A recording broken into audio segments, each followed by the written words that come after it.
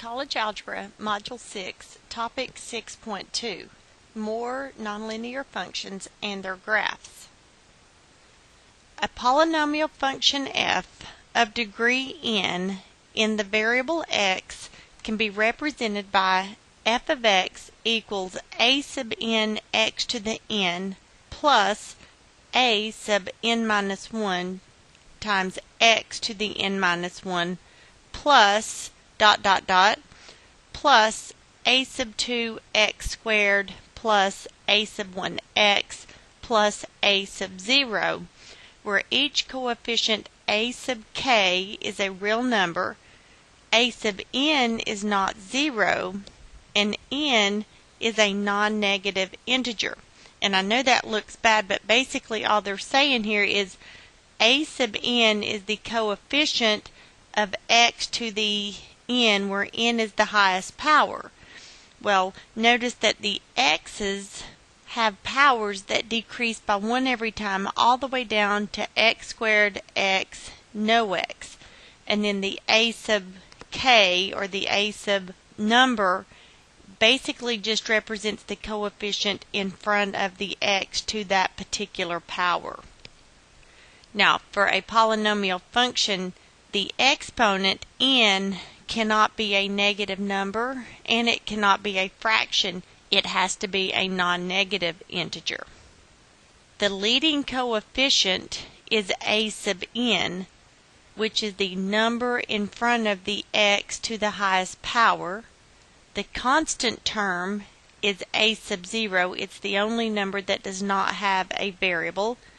And the degree is n. Remember that n is the highest power.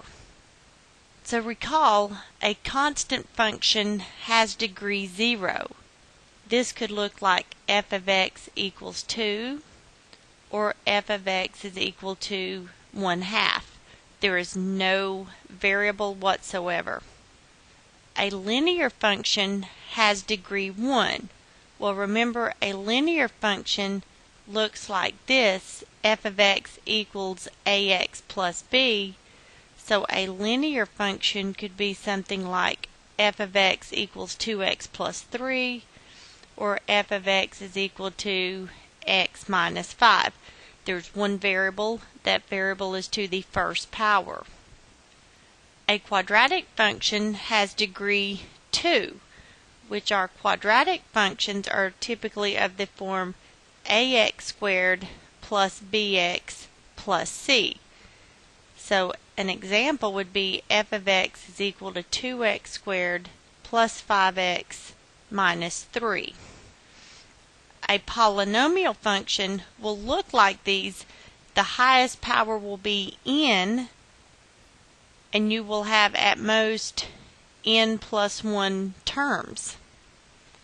Now, objective 1 is identifying the degree and the leading coefficient.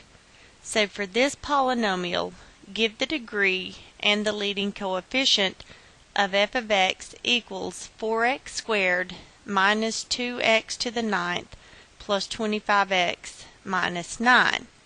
Well, to find the degree, you find the highest power. So this is the term that has the highest power, so we say that the degree is 9. Now, the leading coefficient is the number term in front of the x to the highest power, so our leading coefficient will be negative 2. Let's do some examples. For each function below, determine if it is a polynomial function. If it is, state its degree and leading coefficient. Well, we've got non-negative integer exponents, so this one is a polynomial function. The degree is the highest power, which would be 2. The leading coefficient is the number in front of the x to the highest power. Because there is no number listed, then we understand it to be 1. The second example, negative 3x to the 1/2 power minus 6x to the 1/4 plus 19, that is not a polynomial function because we have fractional exponents.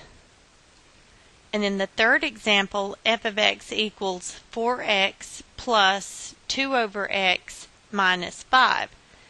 That one is not a polynomial function because we have an x in the denominator. Now the concepts of increasing and decreasing relate to whether the graph of a function rises or falls. Moving from left to right along a graph of a decreasing function would be downhill.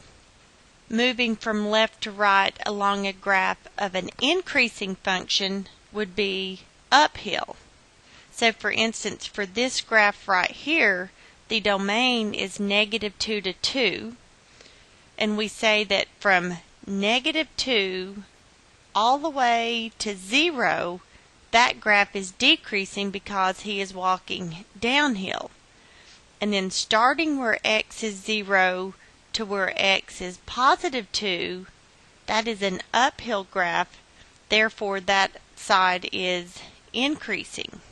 When we talk about increasing and decreasing functions, a function f is said to be increasing on an interval I if whenever x1 is less than x2, f of x1 is less than f of x2. This part, x1 less than x2, means we're going from left to right on the graph. The f of x1 and f of x2, those are the y values. So they're saying the first y value would be below the second y value. A function f is said to be decreasing on an interval if whenever x1 is less than x2, f of x1 is greater than f of x2. And what that says is, as you go from left to right, the first y value is above the second y value. And a function f is said to be constant on an interval I if whenever x1 is less than x2, f of x1 is equal to f of x2. And what that says is, as you go from left to right, the y values are exactly the same, which would be your constant function.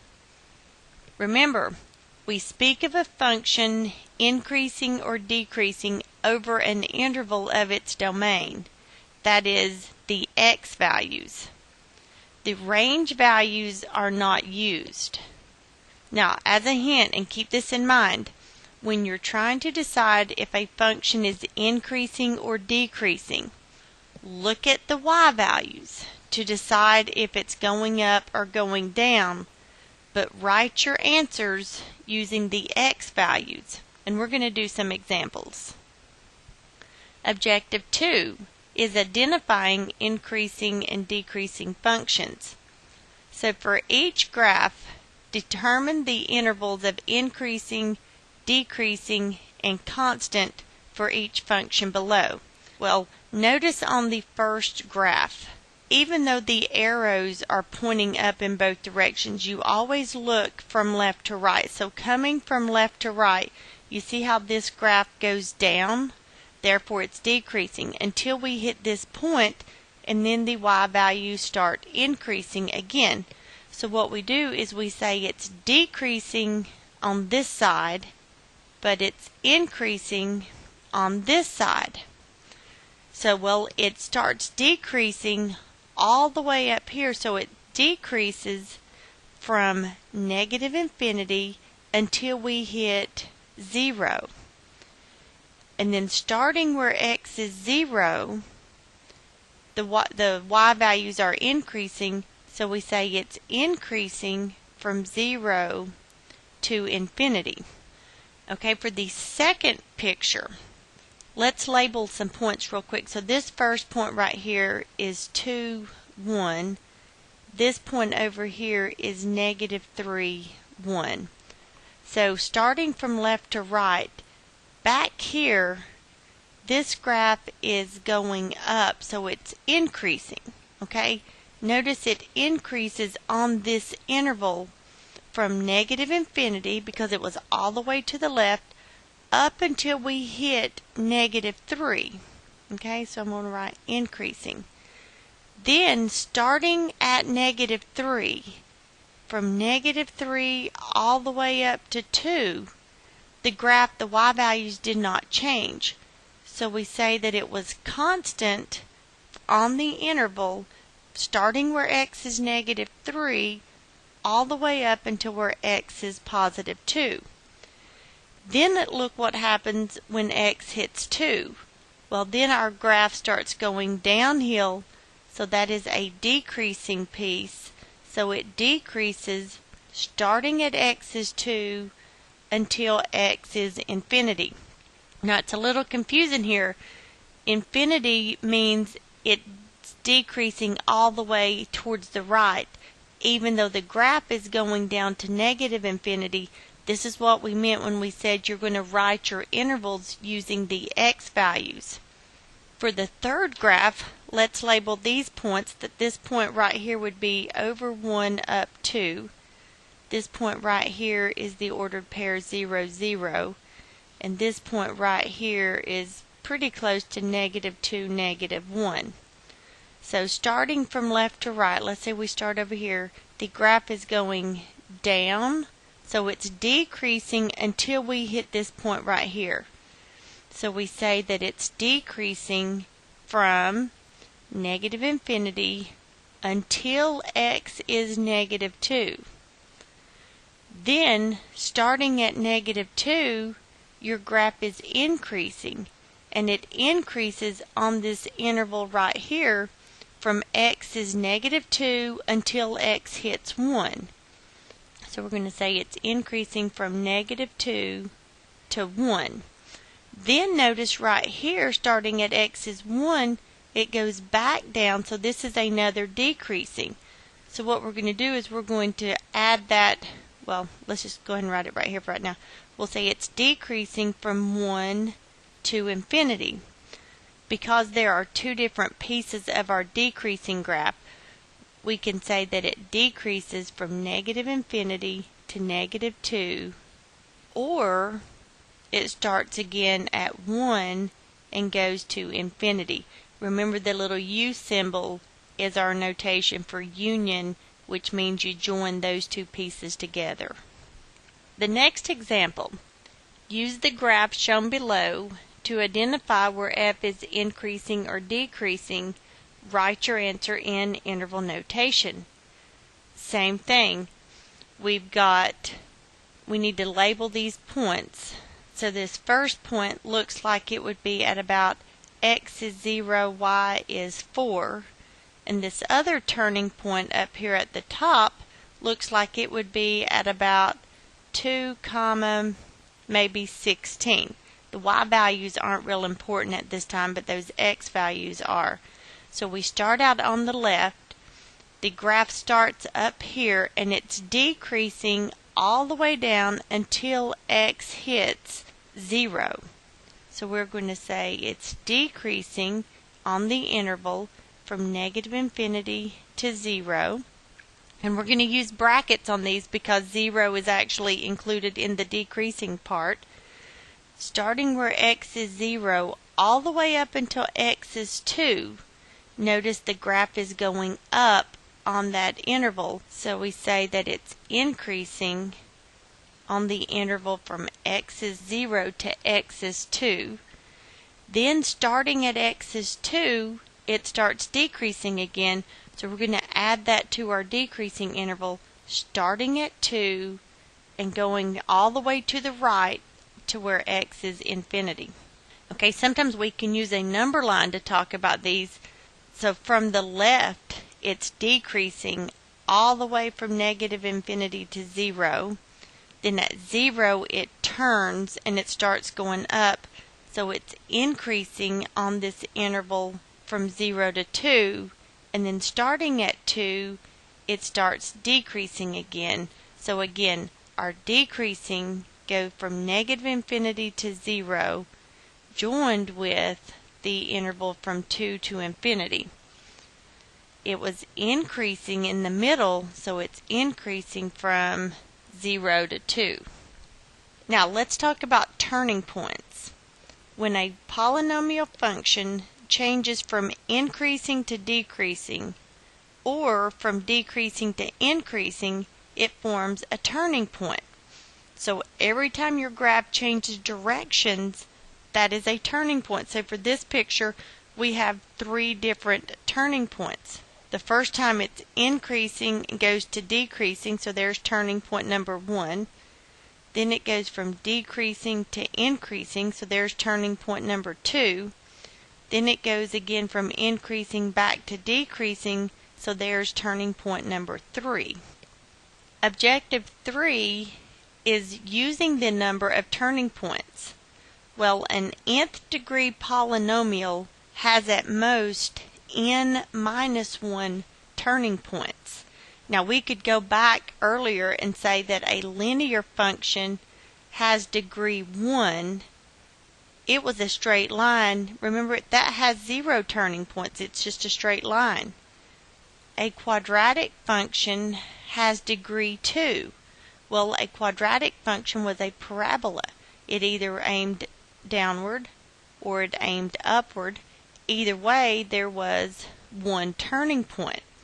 So sort of sticking with that pattern, a degree 3 polynomial will have at most 2 turning points. A degree 4 polynomial will have at most 3 turning points. So let's do an example. What is the lowest possible degree of the polynomial whose graph is shown below? Well, let's count the number of turning points. We've got 1, 2, 3, 4. So if there are 4 turning points, that means the polynomial will have at least degree 5. Because whatever the degree is, there's 1 less turning point. Objective 4. Types of turning points. Well, there are 2 kinds of turning points, high ones and low ones. These are exactly what you would think. The high turning points are at the high parts of the graph. The low turning points appear at the low parts of the graph. Now the y value at a high turning point is called a local maximum, meaning it hits that turning point at a maximum value. So for this picture right here, we had 3 turning points. This is a highest point, so there's going to be a maximum there. Here's another high point, so that is also going to be a maximum. Now the y value at a low turning point is called a local minimum. So this was a low turning point, so that is going to be a local minimum. So let's do an example. Find the local maxima and minimum of the function below. Now, just for the record, if there is 1 maximum value, then we call it the maximum. Plural of maximum is maxima. And the same way, minima would be the plural of minimum. So for this picture, we have 3 turning points. 1 here, 1 here, 1 here. This is the highest point, so that's going to be a local maximum. Here's another highest point, so there's going to be another local maximum. But this one down here at the bottom, that is going to be a local minimum. Now remember, the maximum means how high does the graph go. Okay, the maximum is the y value, how high. So one local maximum would be at 12.7. Another local maximum would be at 2.25, and then the local minimum is the y value of the lowest point, which would be negative 3.1. If there is a point that is the highest point of the whole graph, then the y value there is called the absolute maximum. Okay, this is different than the local maximum. The local maximum was just the highest point for that little particular area. The absolute maximum is the highest point for the whole graph.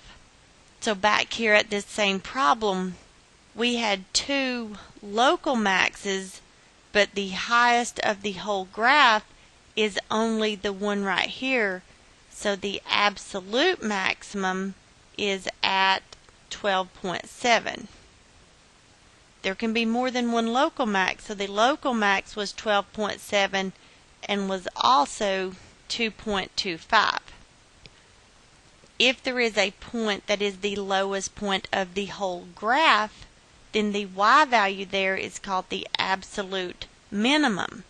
Now, for this one, we had a lowest point of negative 3.1, but notice that's not the lowest point on the whole graph, because over here to the left, the lowest point goes all the way to negative infinity. And then down here on the right side, the graph goes all the way down to negative infinity. So for this problem, there is no absolute minimum. Objective 5, finding extrema. Maximum and minimum values that are either absolute or local are called extrema. A function may have several local extrema, but at most one absolute max and one absolute min. Notice it says at most one, meaning it doesn't have to have an absolute max, but if there is a highest point, there can only be one highest point. Same thing for the lowest point. Okay, it is possible for a function to assume an absolute extremum at two values of x. For example, this function has two highest points. Okay, they are both the absolute maximums, or they both look like the absolute maximums, but since the absolute max is the highest y value, that is just going to be 11.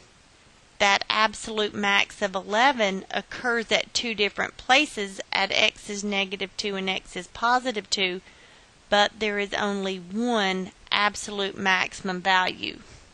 Okay, let's do an example. Estimate any local and absolute extrema. So what that means is we're going to have a local max, maybe, a local min, an absolute max, and an absolute min. So let's go through and look. So looking at our graph, we've got this point right here, which is negative 1, looks like 3.5. That's a local max because it's the highest for that particular area. It's not the absolute max because the absolute max, the graph goes on forever and ever. So the local max would be 3.5. The absolute max, there's not one. Okay, then we've got this ordered pair right here that is at 2, negative 1.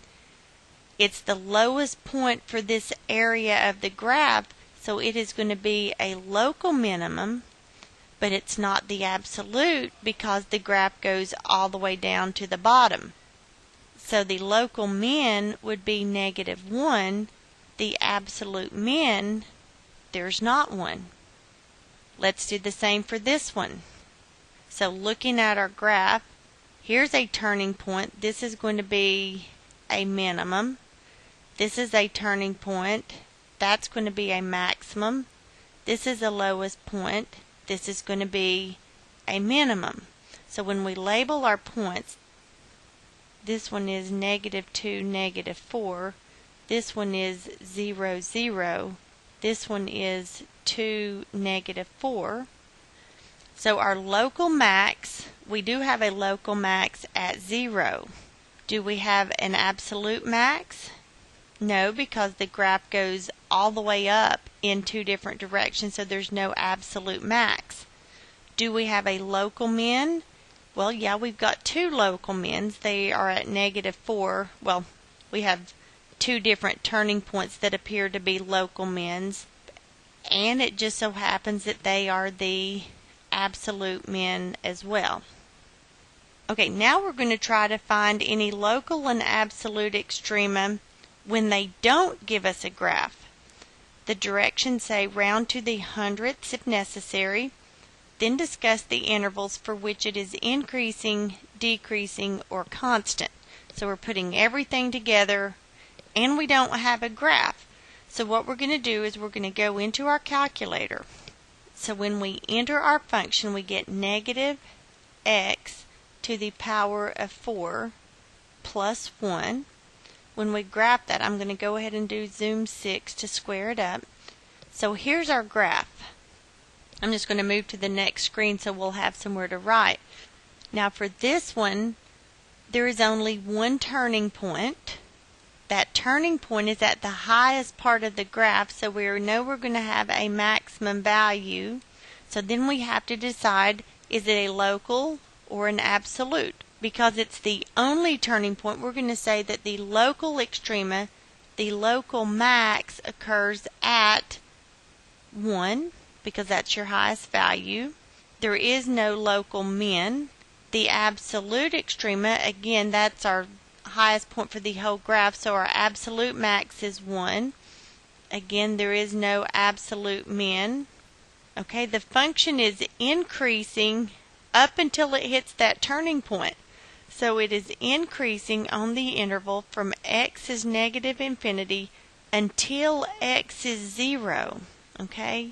Remember, it's this piece of the graph right here where x is increasing. Then once it hits that turning point, then it's going to start decreasing, and we say that it decreases on the interval from 0 to infinity.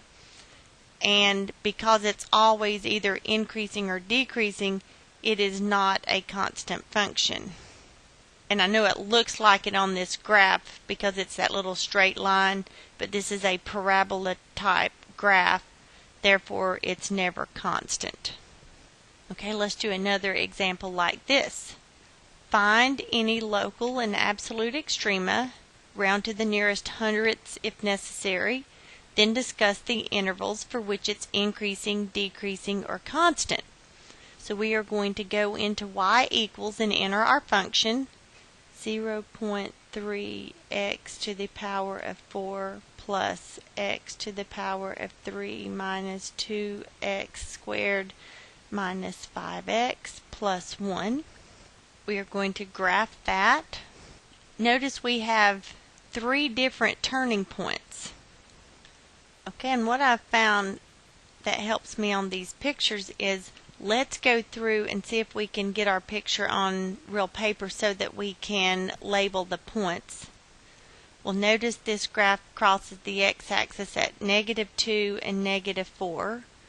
It crosses somewhere right up here at about 1, and then it cuts through back in there somewhere. Doesn't have to be a very accurate graph, but that way we can at least label it. So the first thing we've got to do is we've got to find each of the turning points. So down here at this first lowest point, that's a lowest point, so that's a minimum. So on our calculator, we're going to say second calculate.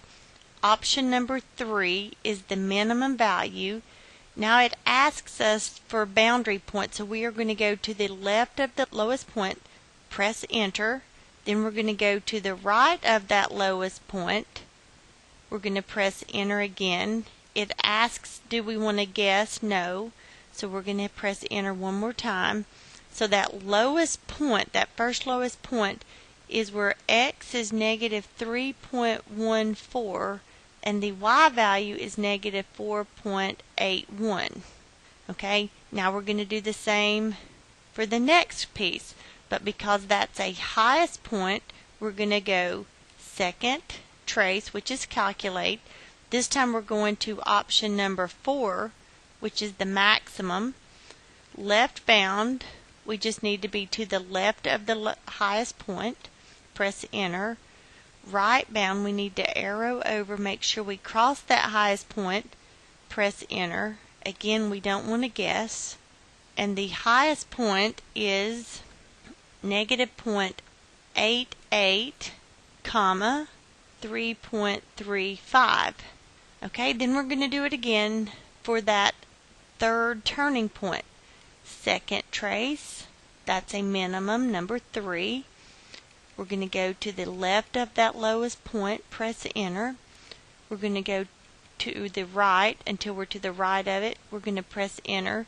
We don't want to guess. We're going to press enter again. And that says that the lowest point is 1.52 and -6.11. Okay, once we know those 3 points, Now we can talk about the local and absolute max and min. The local min, we have two local min, so it's the y values of those local min, so that'd be negative 4.81 and negative 6.11. The local max, the highest point would be just that one right there in the middle, so it's the y value, which would be 3.35. The absolute extrema, what is the absolute lowest point on the whole graph? Well, it's at negative 6.11. What was the absolute max, the absolute highest point of the whole graph? Well, both of the endpoints go up to infinity, so there is no absolute max. Okay, now we're trying to decide increasing, decreasing, or constant function. So let's go back to our graph. If we separate our graph based on these turning points, okay, on this first interval right here, up until x hits negative 3.14, the graph was going down, so that is a decreasing function. Okay, the second piece is where it's increasing. Well, it goes up from negative 3.14 to the x value of negative 0.88. Okay, then starting at that turning point until it goes down, so from x is negative 0.88 to x is 1.52, it's going down again, starting at 1.52, all the way over, your graph is increasing. So we've got four different pieces of the graph.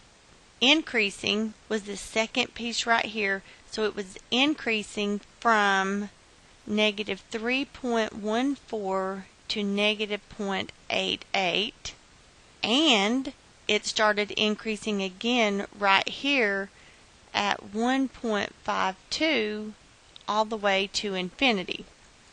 The decreasing pieces was this first piece right here, which was from negative infinity until x was negative 3.14, and then also from negative 0.88 to 1.52.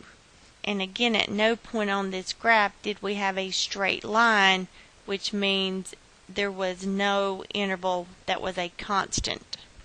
Okay, now we're going to talk about even and odd functions. A function f is an even function if f of negative x is the same as f of x for every x in its domain. Now the graph of an even function is symmetric with respect to the y-axis. And what that means is, for every point that you have, if x is 1, it's the same as if x is negative 1. And if x is 2, that y value is the same as if x is negative 2. Symmetric means if you folded this graph along the y-axis and you folded this piece over, would the graphs overlap? And yes, it would. Algebraically, if f of x is x squared, what is f of negative x? Well, that means negative x squared. Well, negative x times negative x is x squared. So f of x is equal to f of negative x. Now, a function f is an odd function if f of negative x is equal to the negative of f of x for every x in its domain. Now, the graph of an odd function is symmetric with respect to the origin. Okay, so for this picture, f of x equals x to the third is an odd function. And what that means is 0, 0 is our starting point. So if we go, are those at the same number? Yes, they are. Algebraically, if we look at f of negative x, well, if f of x is x to the third, f of negative x would be negative x to the third. Well, a negative x to the third power is the same as negative x to the third. Negative of f of x means the negative of x to the third, which would give us negative x to the third.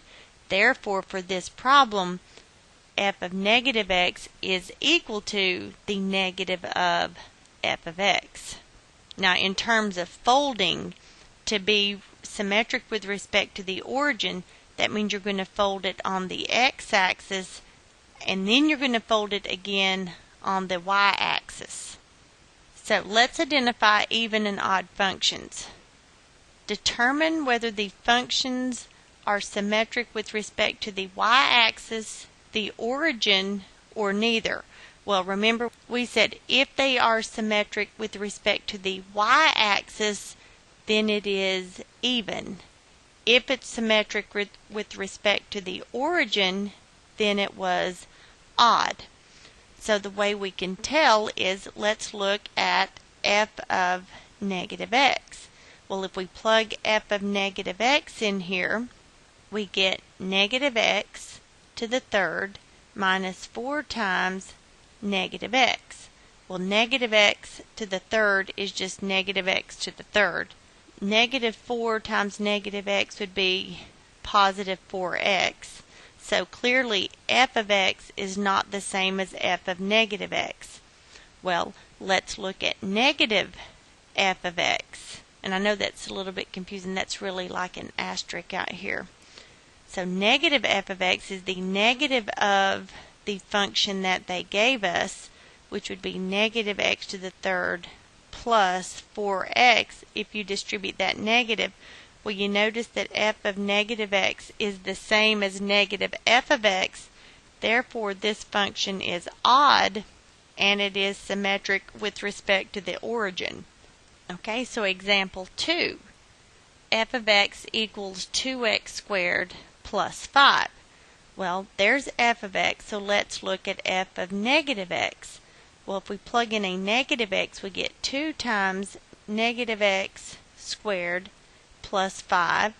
Well, 2 times negative x squared is just x squared, so that's 2x squared plus 5. Well, in this case, notice that f of x is equal to f of negative x.